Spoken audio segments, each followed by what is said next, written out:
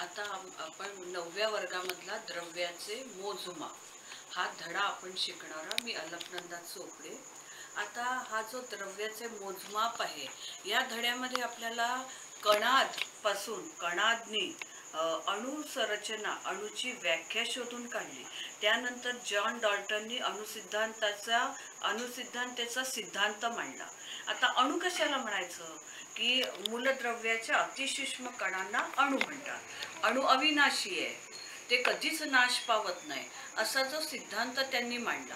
आता त्यानुरूप आपल्याला द्रव्य अक्षयतेचा नियम, स्थिर प्रमाणाचा नियम, अणु म्हणजे काय, अणुला किती भाग आहेत, प्रोटॉन, न्यूट्रॉन आणि इलेक्ट्रॉन, त्याची संरचना आणि अणुवस्तुमान, अणु क्रमांक, त्यानंतर संयुजा, प्रतिवर्ती संयुजा हा भाग आता आपल्याला शिकायचा आहे.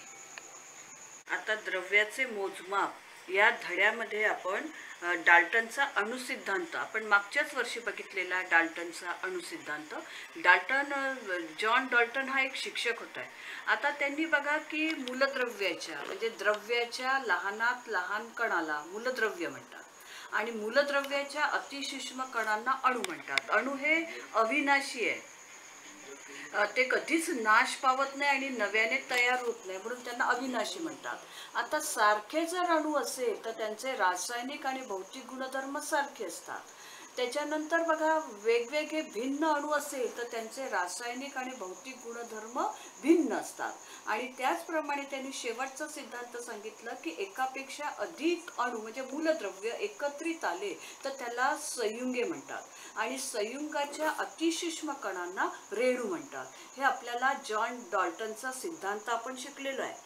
आता संयुगे कशी बनतात हाही एक प्रश्न आहे. संयुगे कशापासून बनतात तर अनेक मूलद्रव्य एकापेक्षा अधिक मूलद्रव्य एकत्रित आली तर त्यापासून संयुगे बनतात. आता आपल्याला बघायचं आहे की रासायनिक संयुगाचा नियम. आता रासायनिक संयुगामध्ये आपण हे पण शिकलो होतो की बघा दोन मूलद्रव्यांमध्ये दोन संयुगामध्ये रासायनिक अभिक्रिया होते. आता ज्यामध्ये रासायनिक अभिक्रिया घडून येते त्यांना अभिक्रियाकारके म्हणतात आणि त्यापासून नवीनच पदार्थ तयार होतो त्यांना उत्पादिते म्हणतात. तर अभिक्रियाकारकांमध्ये जेवढे अणूंची संख्या आहे, जेवढं वजन आहे अणूंचं तेवढंच वजन उत्पादितांमधल्या अणूंचं तेवढंच वजन असतं. हा सिद्धांत आपल्याला रासायनिक संयुगाचा नियम मध्ये आपण बघितलेला आहे. आता बघा आपण 4.1 ही जर आपण आकृती बघितली तर त्याच्यामध्ये बघा सोडियम क्लोराईड किंवा कॅल्शियम क्लोराईड एका चंचुपात्रेत घेतलं, शंकुपात्रेमध्ये घेतलं आणि कॅल्शियम क्लोराईड घेतलं, ते पण मोजून घेतलं. म्हणजे पहिला अभिक्रियाकारक कोणता घेतला, कॅल्शियम क्लोराईड, आणि एका परीक्षा नळीमध्ये सोडियम सल्फेट घेतलं आणि दोनचं वजन केलं आणि त्यापासून निर्माण होणारे जे उत्पादिते आहे. मग आता बघा आपण नंतर काय केलं की जे परीक्षा नळी होती ती शंकुपात्रामध्ये सोडली तर दोन हे जे आहे संयुगे ते एकत्रित आले म्हणजे कॅल्शियम क्लोराईड आणि सोडियम सल्फेट हे अभिक्रियाकारके झाले आणि त्याच्यापासून जो नवीन पदार्थ तयार झाला तर तो कोणता तयार झाला, कॅल्शियम सल्फेट आणि सोडियम क्लोराईड.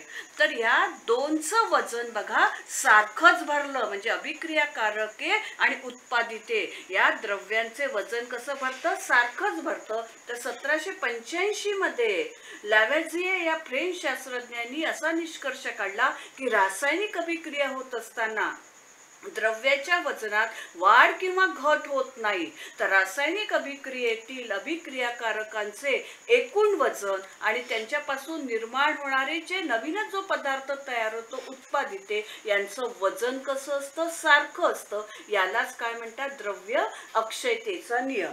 आता बघा याच्यामध्ये असं त्यांनी सांगितलं की स्थिर प्रमाणाचा नियम. तर फ्रेंच शास्त्रज्ञ प्रूस्ट यांनी स्थिर प्रमाणाचा नियम मांडला की संयुगाच्या विविध नमुन्यामधील घटक मूलद्रव्यांचे वजनी प्रमाण नेहमी स्थिर असतं. म्हणजे पाण्यातील हायड्रोजन आणि ऑक्सिजन यांचं वजनी प्रमाण एकाला 8 आणि हायड्रोजन आणि 8 ग्राम ऑक्सिजन यांच्या संयोगाने 9 ग्राम पाणी तयार होतं. म्हणजे बघा, पाणी जे तयार होतं तर त्याच्यामध्ये कोणते दोन अभिक्रियाकारक आहेत, एक हायड्रोजन आणि ऑक्सिजन. तर हायड्रोजन किती ग्राम आहे, 1 ग्राम, आणि ऑक्सिजन किती आहे, 8 ग्राम, आणि यांच्या यांनी किती ग्राम पाणी तयार झालं, 9 ग्राम पाणी तयार होतं. त्याचप्रमाणे बघा, कार्बन डायऑक्साईड आहे. आता कार्बन डायऑक्साईडचं सूत्र आहे CO2. मध्ये कार्बन आणि ऑक्सिजनचं वजनी प्रमाण म्हणजे किती आहे, 3:8. म्हणजे 44 ग्राम जर कार्बन ऑक्साईड मध्ये 12 ग्राम काय आहे कार्बन आणि 32 ग्राम काय असतात त्याच्यामध्ये ऑक्सिजन. आता हा पण हे बघितलं. आता आपल्याला बघायचं अणू आणि अणूचा आकार कसा ठरतो आणि अणूचं वस्तुमान आणि अणूची संयोजन याच्यावर आता आपल्याला अभ्यास करायचा आहे. आता बघा की ह्याचा आपण सिद्धांत बघितला जॉन डॉल्टनचा, त्याच्यानंतर रुदरफोर्डनी शोधून काढलं, त्याच्यानंतर थॉम्सन आणि चॅडविक या शास्त्रज्ञांनी शोधून काढलं की अणूचे 3 भाग आहे. म्हणजे अणूचे 3 भाग कोणकोणते आहेत, तर प्रोटॉन, न्यूट्रॉन आणि इलेक्ट्रॉन. आता त्याचं अणुकेंद्रक काढलं आणि अणुकेंद्रकामध्ये कोण राहतं, प्रोटॉन आणि न्यूट्रॉन, आणि त्याच्या भोवती कोण फिरतं, revolve around the nucleus, that is called electron. आता 3 भाग आहेत अणूचे, प्रोटॉन, न्यूट्रॉन आणि इलेक्ट्रॉन. प्रोटॉन आणि न्यूट्रॉन हे अणुकेंद्रकामध्ये राहतात, न्यूक्लियसमध्ये राहतात, आणि त्याच्या भोवती कोण फिरतात, इलेक्ट्रॉन.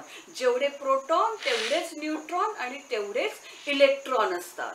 आता बघा, हे आता असं आपण बघितले की अणूच्या मध्यभागी काय असतं, केंद्रक, आणि केंद्रकाच्या फिरणाऱ्या इलेक्ट्रॉन हे कोणते असतात, ऋणप्रभारित असतात. आणि केंद्रकामध्ये कोण असतं, तर धनप्रभारित प्रोटॉन असतात, आणि न्यूट्रॉन आहे तर प्रभार रहित काय असतात, न्यूट्रॉन. म्हणजे अणूचे किती भाग झाले, 3, प्रोटॉन, न्यूट्रॉन आणि इलेक्ट्रॉन. तर बघा, आता आपल्याला हे बघायचं आहे की अणूचा आकार कसा ठरला जातो, तर अणूचा आकार त्याच्या त्रिज्येवरून ठरला जातो. आता त्रिज्या म्हणजे काय, अणूची त्रिज्या कशी शोधून काढायची, तर बघा, अणू आहे. आता आपण अणूच्या केंद्रकामध्ये प्रोटॉन आणि न्यूट्रॉन आहे. गोल जर आपण अणू काढला तर त्याच्यामध्ये प्रोटॉन आणि न्यूट्रॉन, आणि प्रोटॉन आणि न्यूट्रॉन पासून आता हे अणुकेंद्रक झालं, आणि त्याच्या भोवती कोण फिरतात, इलेक्ट्रॉन्स. तर त्याचं जे बाह्यतम कक्षा आहे, पहिली कक्षा कोणती, के, नंतरची दुसरी एल आणि तिसरी एम.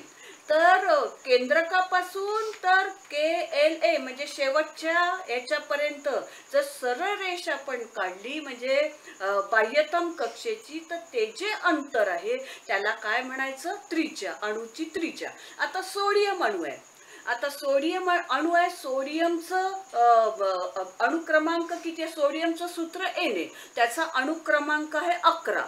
11 अणुक्रमांक आहे. त्याची जर इलेक्ट्रॉन विभागणी आपण केली तर 2, 8 आणि 1 म्हणजे किती झाले, 11.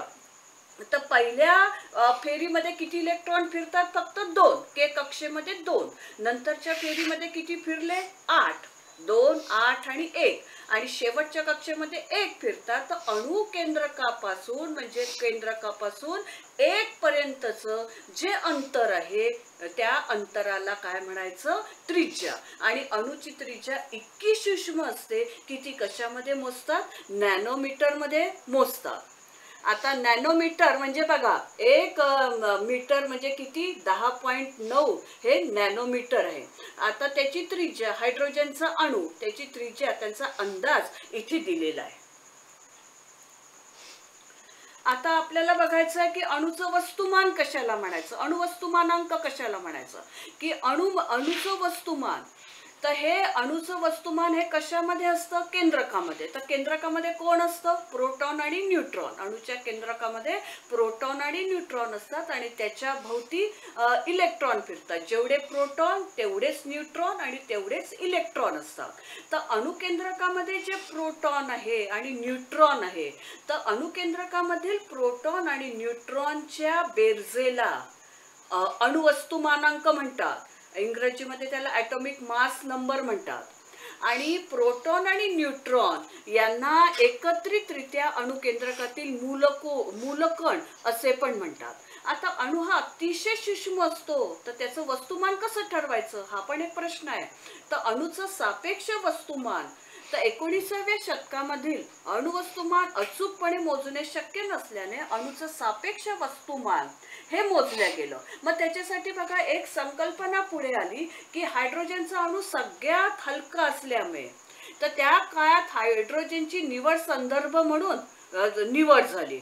तर मग त्याच्या कारण हायड्रोजन आहे, त्याचा अणुक्रमांक किती आहे 1 आणि प्रोटॉन किती झाला 1, न्यूट्रॉन नाही 0, म्हणजे 1 आणि 0 म्हणजे किती झाला 1. अशा हायड्रोजन अणूचं सापेक्ष वस्तुमान 1 आहे असं स्वीकारण्यात आलं. आणि त्याच्यानंतर सापेक्ष अणुवस्तुमानांचे मूल्य हे अणुवस्तुमानांक. आता त्यानंतर बघा ही कल्पना थोडी पुढे झाली हायड्रोजनची. मग त्याच्यानंतर बघा की कार्बन वरून सुद्धा सापेक्ष अणुवस्तुमानाची कल्पना आली.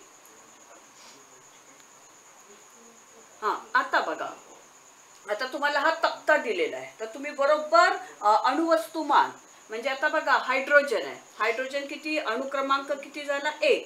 आता प्रोटॉन आणि न्यूट्रॉन किती झाले 1 आणि 0 म्हणजे 1. हेलियमचा किती आहे 2 नंबरवर हेलियम आहे, अणुवस्तुमान किती झालं प्रोटॉन आणि न्यूट्रॉन यांची बेरीज म्हणजे 2 आणि 2 4. लिथियम किती नंबरवर आहे 3, म्हणजे त्याचा अणुक्रमांक 3 आहे. 3 झाला तर म्हणजे आता किती झाले 3 आणि 3 6. बेरिलियम 4, बेरिलियम नंतर बोरॉन, कार्बन किती नंबरवर आहे 6, तर 6 नंबरवर आहे. तर अणुवस्तुमान किती झालं 6 आणि 6 12. नायट्रोजन 7 नंबरवर आहे, त्याचा अणुक्रमांक 7 आहे, अणुवस्तुमान किती झालं 14. अशा प्रकारे तुम्ही कॅल्शियम पर्यंत सुद्धा प्रत्येकाचं अणुवस्तुमान काढू शकता आणि हा तक्ता तुम्ही पूर्ण करू शकता. आता बघा की आपल्याला अणु आहे, अणुला स्वतंत्र अस्तित्व असतं. अणु हा एकत्रितपणा म्हणजे एकटा राहू शकत नाही, एकटा तो फिरू पण शकत नाही, म्हणून तो दुसऱ्या अणूंबरोबर तो सहभागी असतो. आणि त्याच्यापासूनच एका अणुपासून तो आणि मूलद्रव्यांच्या सूक्ष्म कणांना आपण अणु म्हणतो. म्हणजे एकापेक्षा अधिक अणु एकत्र आले, मूलद्रव्य एकत्र आले की त्याच्यापासून संयुग तयार होतो आणि संयुगाच्या अतिसूक्ष्म कणांना काय म्हणतात, रेणू असं म्हणतात. आता बघा की याच्यामध्ये स्वतंत्र अस्तित्व असतं. अणु हा एकटा राहू शकत नाही, तर तो दुसऱ्या अणूंबरोबर तो इलेक्ट्रॉनचं भागीदारी करतो, त्याची इलेक्ट्रॉन बरोबर तो सहभाग घेतो आणि त्या मूलद्रव्यापासून संयुग तयार होतो आणि संयुगाच्या अतिसूक्ष्म कणांना रेणू असं म्हणतात. आता हेलियम आणि निऑन ही मूलद्रव्य एक रेणू अवस्थेमध्ये असतात आणि काही जी मूलद्रव्ये आहेत 2 किंवा अधिक अणूंच्या संयुगापासून त्या मूलद्रव्यांचे रेणू तयार होतात, त्यांना बहुअणू रेणू म्हणतात. म्हणजे फॉस्फरस झाला, सल्फर झाला, फॉस्फरसच्या इथे P4 आहे आणि सल्फर S1 या अवस्थेमध्ये असतात. आणि त्यानंतर ऑक्सिजन, नायट्रोजन ही मूलद्रव्य द्विअणू रेणू आहे. म्हणजे आता आपण ऑक्सिजन आहे तो O2 आणि नायट्रोजन आहे N2. तर हे जे द्विअणू रेणू का बरं आहे, कारण हे जे ऑक्सिजन आहे, नायट्रोजन आहे, हायड्रोजन आहे हे वायू अवस्थेमध्ये आहे आणि वायू अवस्थेमध्ये असल्यामुळे ते द्विअणू रेणू आहेत. म्हणजे जेव्हा वेगवेगळ्या मूलद्रव्यांचे अणू एकमेकांची संयोग पावतात तेव्हा संयुगाचे रेणू तयार होतात. आता बघा एक अणुरेणू मध्ये कोण आहे, हेलियम आणि निऑन, त्याच्यानंतर द्विअणुरेणू मध्ये बघा सल्फर आणि फॉस्फरस. आणि जे वायू अवस्थेमध्ये आहेत म्हणजे ऑक्सिजन, नायट्रोजन, हायड्रोजन हे द्विअणुरेणू मध्ये असतात.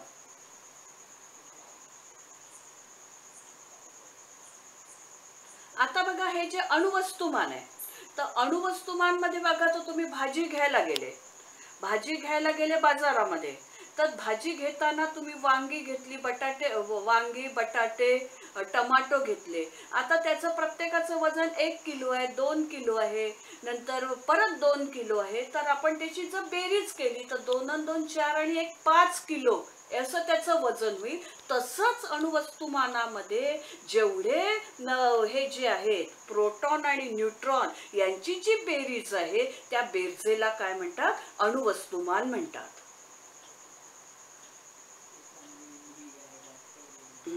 आता बघा संयुज्या कशाला म्हणतात?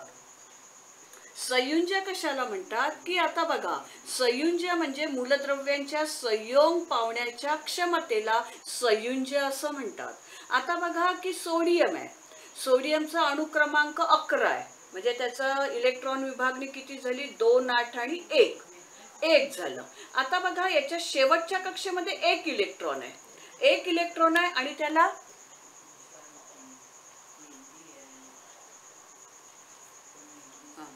आता बघा 2 8 आणि 1 आहे सोडियमचा अणू. आता साधा विचार करायचा आपल्याला. आता हा जो सोडियम आहे 2 8 8 आणि 1, आता त्याच्या शेवटच्या कक्षेमध्ये किती इलेक्ट्रॉन आहे? 1 आहे. आता त्याला अष्टक स्थितीला जायचं आहे. अष्टक स्थितीला म्हणजे त्याला निष्क्रिय वायू राजवायूच्या पंक्तीमध्ये जायचं आहे, श्रीमंत व्हायचं आहे. आता श्रीमंत हेलियम निऑन, आता हेलियमचा 2 आहे, निऑन 10 नंबरवर आहे, 2 आणि 8 असेल तर तो अष्टक स्थितीला जाईल, तो कोणत्याही रासायनिक क्रियेमध्ये भाग घेत नाही आणि म्हणून त्यांना राज्यवायू म्हणतात. आता सोडियम अणूच्या इथे 2 8 1 आहे, शेवटच्या कक्षेमध्ये 1 आहे आणि आता त्याला 8 व्हायला 7 इलेक्ट्रॉनची गरज आहे, तर 7 त्याला मिळत नाही, तर त्याला उसने किती मिळतात? त्याला 4 पर्यंत मिळतात. मग तो काय करेल? आपल्या जवळचा 1 इलेक्ट्रॉन आहे हा गमवेल, हा 1 इलेक्ट्रॉन तो दुसरा अणू घेईल, तर त्याच्या 1 इलेक्ट्रॉन त्यांनी घेतला, 1 इलेक्ट्रॉन गेला, मग आता त्याच्याजवळ किती राहिले? 2 आणि 8, तर मग तो अणू राहिला नाही. तो अणू केव्हा होता?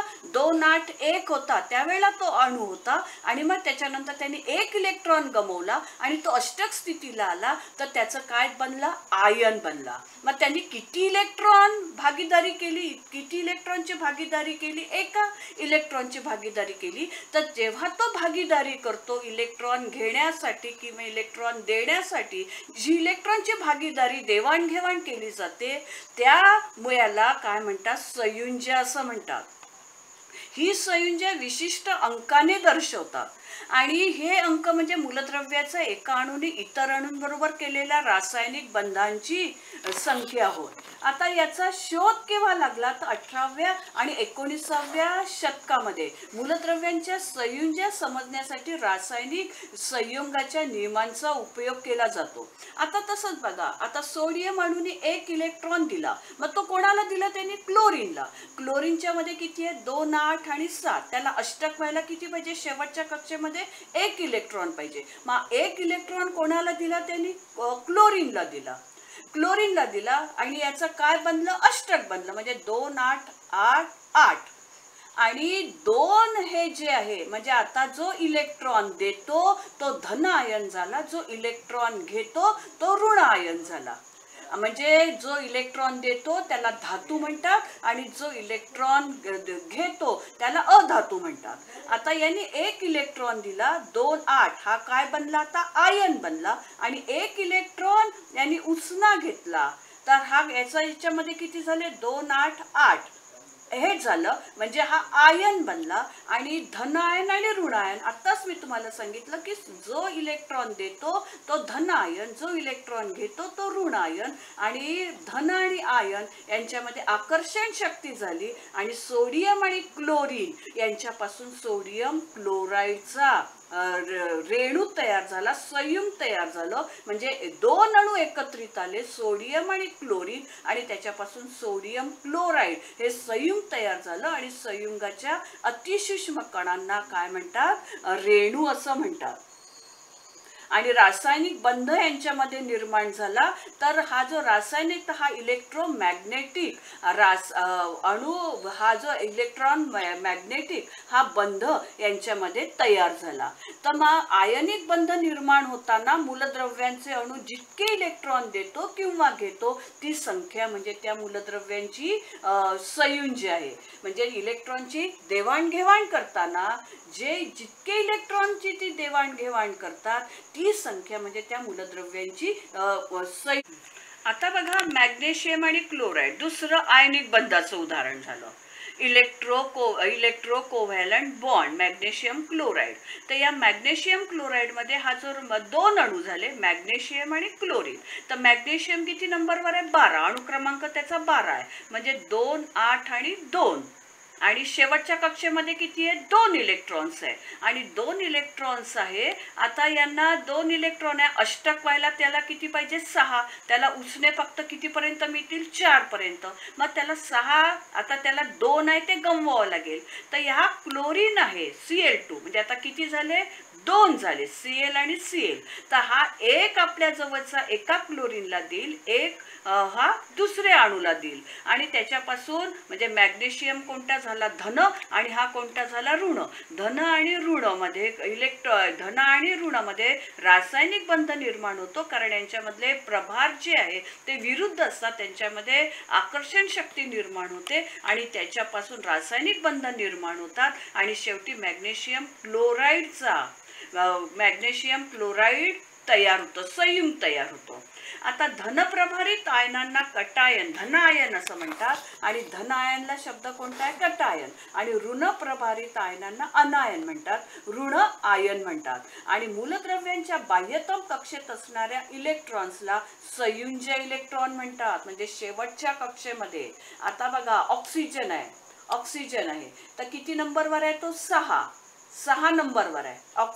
ऑक्सिजन 8 नंबरवर आहे. म्हणजे पहिल्या फेरीत किती झाले? 2 आणि 6. आता ज्या शेवटच्या कक्षेमध्ये 6 इलेक्ट्रॉन आहे हे त्याचं काय झालं? संयुज्य इलेक्ट्रॉन झालं. आता सोडियम आहे, हा किती नंबरवर आहे? 11. 2, 8 आणि 1 काय झालं? त्याचं संयुज्य इलेक्ट्रॉन झाला. क्लोरीन किती नंबरवर आहे? 17. 2, 8, 6. शेवटच्या कक्षेत 7 आहे, म्हणजे 7 हे त्याचं काय झालं? संयुज्य इलेक्ट्रॉन झालं. म्हणजे शेवटच्या कक्षेमध्ये असणाऱ्या इलेक्ट्रॉन्सला काय म्हणतात? संयुज्य इलेक्ट्रॉन्स म्हणतात. नायट्रोजन हा 7 नंबरवर आहे. पहिल्या फेरीत 2, नंतर 5. तर 5 आहे. तर बाह्यतम कक्षेमध्ये 5 इलेक्ट्रॉन्स आहे. 5 हे बाह्यतम कक्षेत आहे, तर 5 काय झालं? त्याचं संयुज्य इलेक्ट्रॉन झालं. धन्यवाद. आता या द्रव्याचे मोजमाप या धड्यामधून आपण अणूची संरचना बघितली, त्याच्यानंतर अणूचे 3 भाग बघितले आपण पूर्ण. बघा, आता आपल्याला 20 मूलद्रव्यांचा अभ्यास आहे, हायड्रोजन पासून तर कॅल्शियम पर्यंत. म्हणजे हायड्रोजन 1 नंबरवर, त्याचा अणुक्रमांक 1 आहे. नंतर हेलियम 2 आहे. आणि आता हा जो आपण तक्ता तयार करू शकतो आपण 20 मूलद्रव्यांचा, त्याच्यामधली आपण प्रोटॉन, न्यूट्रॉन आणि इलेक्ट्रॉनची संख्या पण आपण सांगू शकतो. आणि अणुवस्तुमान म्हणजे प्रोटॉन आणि न्यूट्रॉनच्या अणुकेंद्रकामधील प्रोटॉन आणि न्यूट्रॉनच्या बेरजेला अणुवस्तुमानांक म्हणतात. तर आपल्याला प्रत्येक मूलद्रव्याचं अणुवस्तुमानांक तुम्हाला काढता येतो आहे आणि त्याची संयुज्य पण तुम्हाला सांगता येते आहे. या धड्यावरून आपण एवढं शिकलो. धन्यवाद.